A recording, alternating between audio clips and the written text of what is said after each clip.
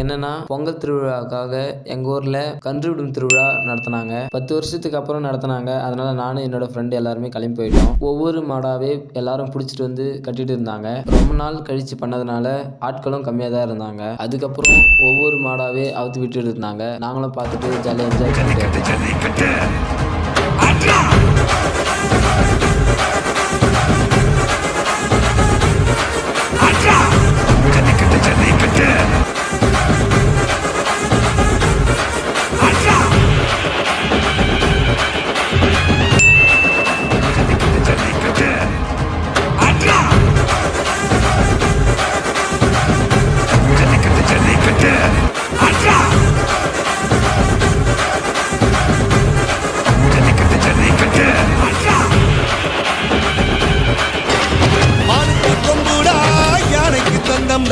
மக்காயின் பெருமே அன்புடா சிங்கம் நசீரும்டா சிறுத்தை நபாயும்டா என்னோட